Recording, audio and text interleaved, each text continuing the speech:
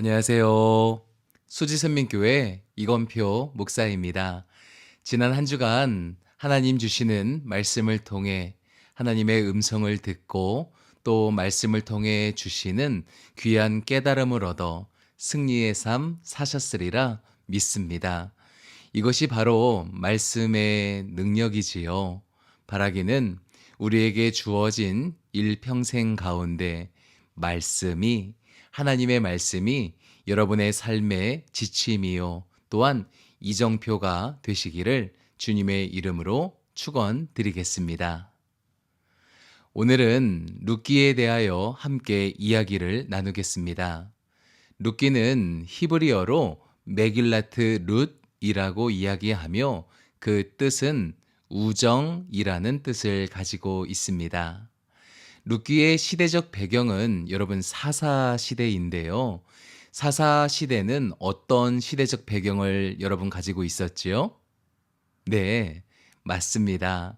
그들에게 왕이 없으므로 각자 자신의 소견에 옳은 대로 행동하였더라 말씀하고 있지요.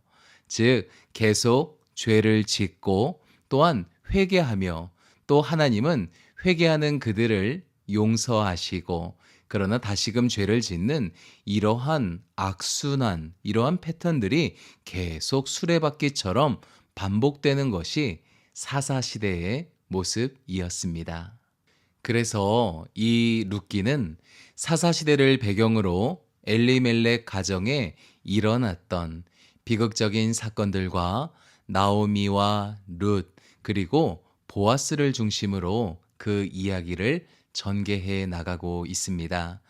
룻기를 기록하던 당시 이 이스라엘 백성들의 삶은요, 여호와의 말씀을 따르지 않고요. 또한 우상 숭배가 아주 만연하였습니다. 또한 이스라엘 백성들은 자신들의 거주지를 떠나 이방 사람들의 땅으로 이사를 가기도 했고요. 또 그곳에서 하나님이 원치 않는 이방인과의 통혼도 일반적으로 용인하던 아주 악한 그러한 시대였습니다. 그래서 이 룻기는요, 하나님을 배반하고 또한 우상을 섬김으로 타락했던 이 이스라엘이었지만 이방 여인 누구였나요? 네, 그렇지요. 바로 룻. 이 룻의 믿음과 순종을 통해서 하나님의 역사가 이루어지고 있음을 우리에게 보여주고 있는 것입니다. 또한 하나님의 역사는 유대인뿐만이 아니라 이방인을 통해서도 널리 이루어진다는 것을 보여주고 있습니다. 이렇게 룻기는 짧기 때문에 각 장별로 그 내용을 함께 살펴보도록 하겠습니다. 1장에는 룻과 나오미에 대한 그 내용이 나오게 됩니다.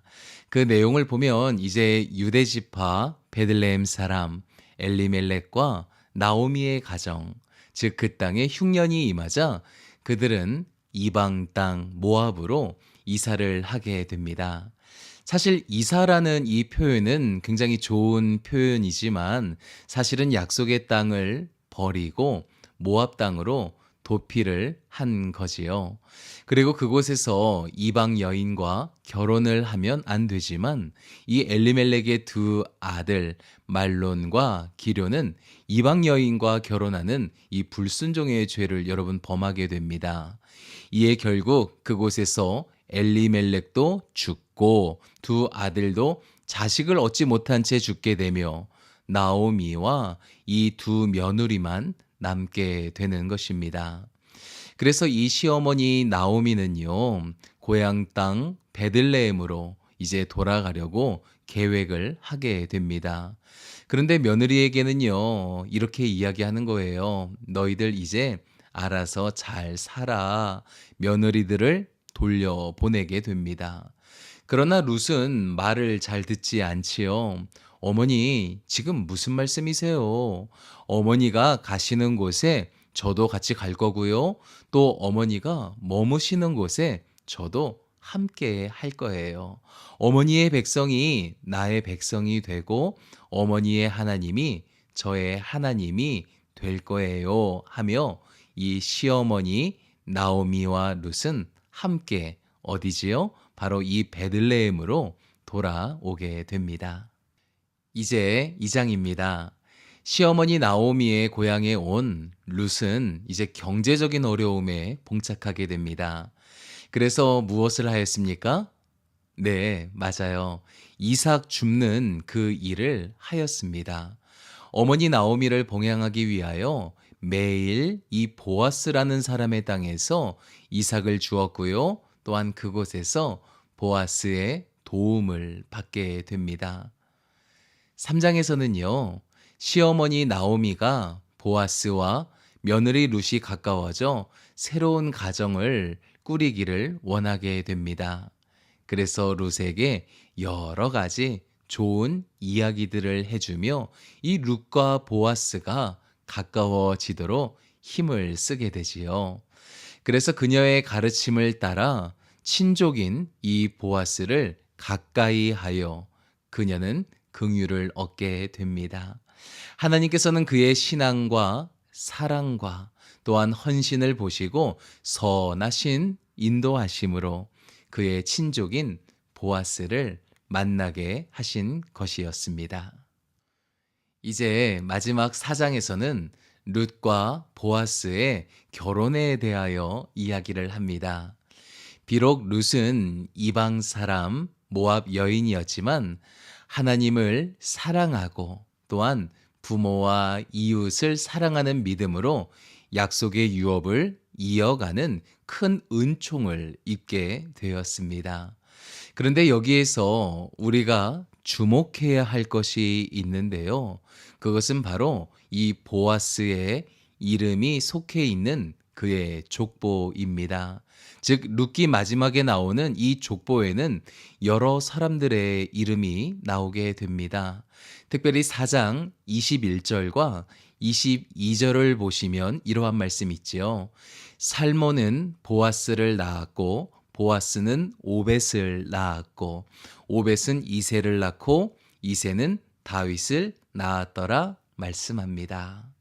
여러분, 살몬은 보아스를 낳고 보아스는 오벳을 낳고 오벳은 이새를 낳고 이새는 다윗을 낳았다고 성경은 기록하고 있는 것이지요. 여러분, 그러니까 즉 다윗의 할아버지가 누구입니까? 네, 맞습니다. 바로 보아스인 거지요. 그리고 다윗의 할머니, 더 정확히는 다윗의 증조 할머니가 누구입니까? 그렇지요. 오늘 우리가 함께 보았던 이 룻이었습니다. 그리고 더 나아가 이 다윗의 후손을 통하여 예수 그리스도가 이 땅에 오시게 되는 것입니다. 성경은 한 이방 여인의 소소한 삶의 이야기를 우리에게 말씀하고 있습니다. 그런데 사실 겉으로 볼 때에는 이 내용이 그렇게 중요한 내용일까 생각되어지기도 합니다. 중요한 내용이 여러분 아닌 것 같기도 하지요. 그러나 이방인일지라도 믿음으로 하나님께 나아오면 하나님은 반드시 구원을 허락하시고요.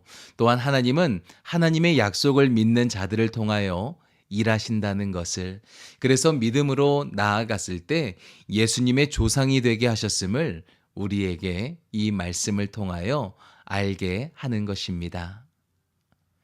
여러분, 이번 주는 이제 사사기 17장에서 21장까지, 또한 오늘 함께 나누었던 룻기 1장에서 또한 4장 전체를, 그리고 사무엘상 1장부터 13장까지를 함께 읽도록 하겠습니다. 이제 사사시대를 거쳐 왕의 이야기를 읽게 되는데요. 점점 이 성경의 말씀이 기대가 되고 재미가 있는 것 같습니다. 그럼 이번 한 주도 우리 성도님들 말씀과 함께 늘 승리하시기 바라고요. 늘 강건하시기를 기도하겠습니다. 감사드립니다.